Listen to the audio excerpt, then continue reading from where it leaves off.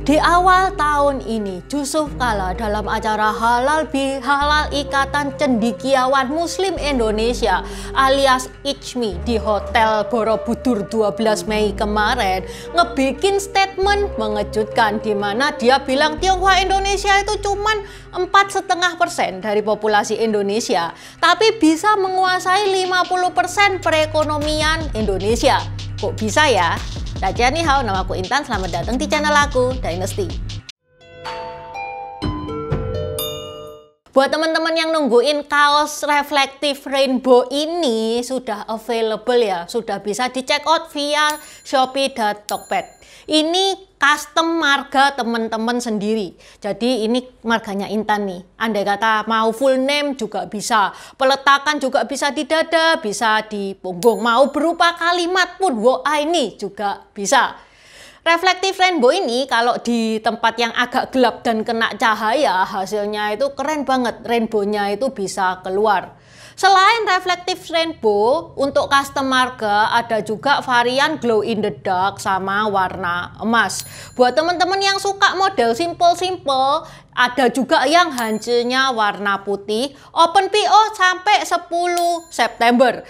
Available di Tokped dan Shopee, linknya Intan taruh di deskripsi. Selain custom marga, ada juga gambar tokoh-tokoh sebelumnya seperti Guan Yu, Zhuge Liang, Zhao Zhenlong, Liu Bu, Cao Cao, dan lain-lain.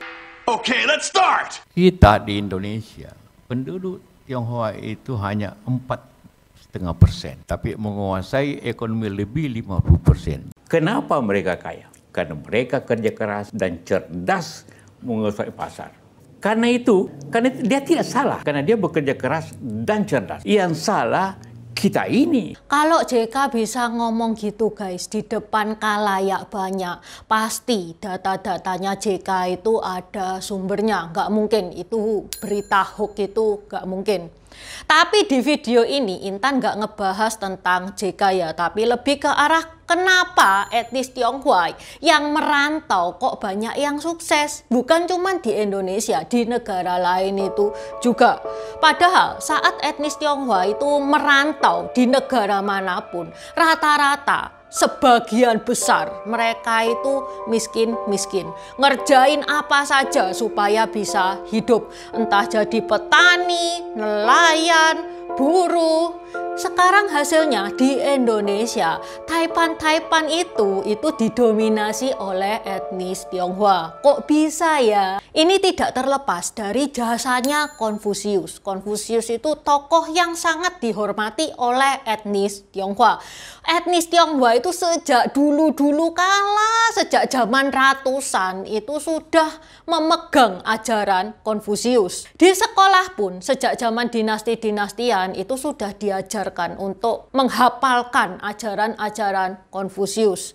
Ajarannya Konfusius ini yang membawa etnis Tionghoa menjadi pribadi yang tahan banting. Buat teman-teman yang nggak tahu siapa tahu itu Konfusius, ini linknya. Di deskripsi juga sudah Intan taruh. Sayangnya ajaran Konfusius dewasa ini itu sudah mulai memudar, makanya Intan ngebikin video ini.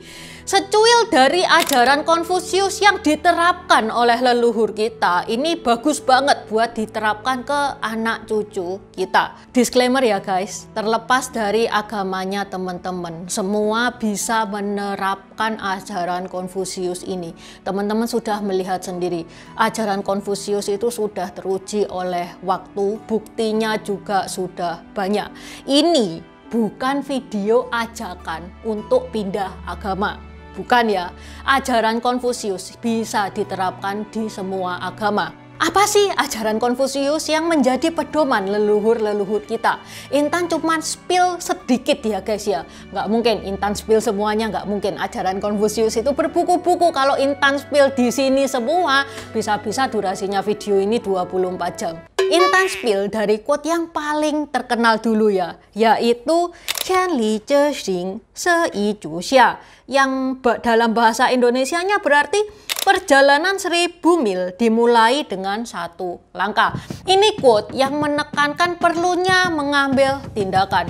Rencana boleh, tapi ya jangan rencana-rencana doang, perlu dong mengambil langkah pertama. Quote yang kedua, 努力工作的人会实现目标，而懒惰的人就会梦想成功。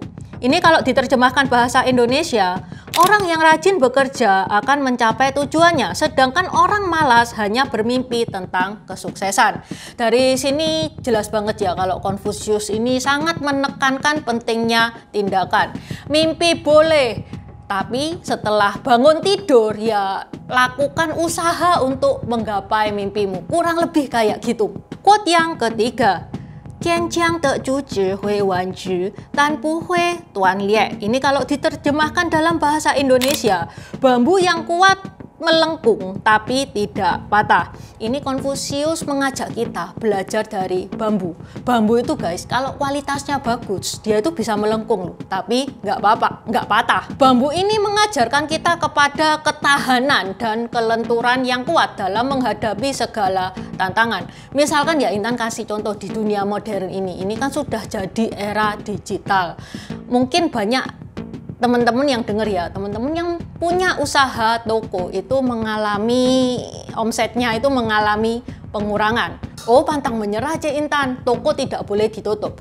Benar, tapi kita juga dituntut untuk fleksibel. Lawang eranya sudah era digital, ya dituntut untuk fleksibel juga. Coba dong buat akun online shop, kurang lebih kayak gitu. Yang keempat, 说话停下来，开始行动. Ini kalau diterjemahkan dalam bahasa Indonesia, berhenti berbicara, mulailah berbuat. Ini Confucius nyindir orang-orang yang umdu alias omong doang. Kesuksesan itu bukan cuman diomongkan, bukan cuman direncanakan, tapi juga dilakukan. Yang kelima, 只有那些从不放弃的人才能取得伟大的成绩. Ini kalau diterjemahkan, hanya mereka yang pantang menyerah yang bisa mencapai hal-hal yang besar. Nggak ada dong orang yang sukses tanpa melewati hambatan, rintangan. Quote ini menganjurkan pada kita saat dihadapkan kepada rintangan, itu kita jangan mundur, jangan menyerah. Yang keenam, 当道路艰难时，考虑离开时这段路程的原因. Ini kalau bahasa Indonesianya, ketika jalan terasa sulit, pertimbangkan alasan mengapa kamu memulai perjalanan ini. Quote ini mengajarkan bahwa dalam menghadapi kesulitan penting untuk merenung tentang tujuan dan motivasi awal kita, karena hal ini dapat memberikan semangat, fokus, dan motivasi tambahan dalam menghadapi tantangan-tantangan yang datang dalam perjalanan hidup kita. Yang terakhir, 知数流动的水最终会冲破石头. Yang dalam bahasa Indonesianya, air yang bergerak terus-menerus akhirnya dapat melubangi batu. Pantang menyerah penting. Fleksibel penting, kesabaran juga sama pentingnya. Air itu bisa melubangi batu yang keras loh, tapi bukan dalam jangka waktu sejam 2 jam, ada prosesnya.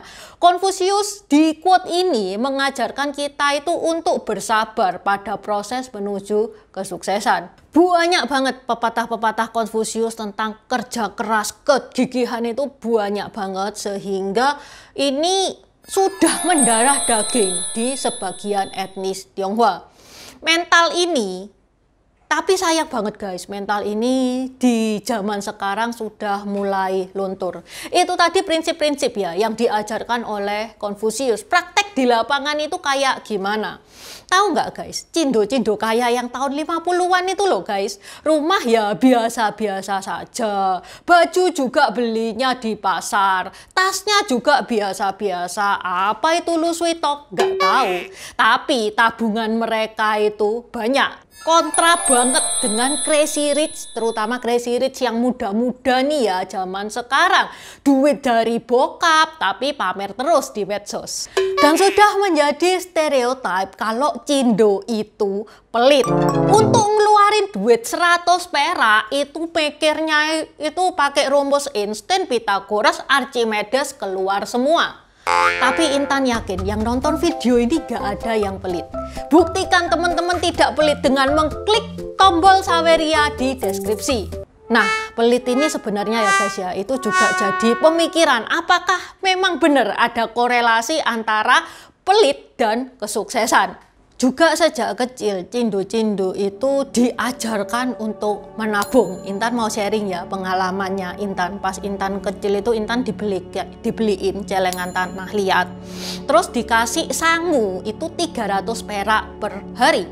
Tapi mamanya Intan itu bilang, ini duit jangan dibuat jajan sembarangan, ini duit buat ditabung. Hasilnya apa? Hampir setiap hari Intan itu nabung 300 perak itu utuh ke celengannya Intan. Sampai celengannya Intan itu cepet banget penuh, cepet banget dipecah. Sampai orang yang jual celengan itu sampai apal mukanya Intan.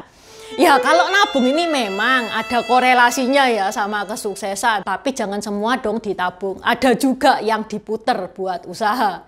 Oke, sampai sini dulu bahasan Intan hari ini. Melalui video ini Intan berharap terlepas dari ras apapun nih ya, Intan harap teman-teman itu jangan kasih kendor ke anak cucu kita. Apalagi yang hidup di zaman sekarang itu sudah dikenal dengan generasi strawberry. Sering kena mental, sering butuh healing. Mentalnya itu bukan mental yang tahan banting. Ayo kita ajari mereka mental yang tahan banting. Mental pantang menyerah seperti yang diajarkan Konfusius kepada kita. Buat subscriber baru, selamat datang. Terima kasih sudah menonton videonya Intan sampai habis. Intan sarankan buat teman-teman yang baru bergabung untuk nonton videonya Intan tentang pergantian dari dynasty ke dynasty. Ini nih videonya. Di deskripsi juga sudah Intan taruh. Karena di video pergantian dynasty itu adalah basic dari semua videonya Intan. Itu yang pertama. Yang kedua, video pergantian dari dynasty ke dynasty ini bakal sangat membantu teman-teman. Kalau misalkan teman-teman itu nonton film-film Tiongkok yang kuno-kuno itu bakal sangat membantu banget. Karena film-film Tiongkok itu nggak menceritakan secara jelas background kayak gimana. Terima kasih udah nonton channel ini sampai habis. Dukung aku terus berkarya dengan klik subscribe dan bunyikan lonceng di bawah ya guys.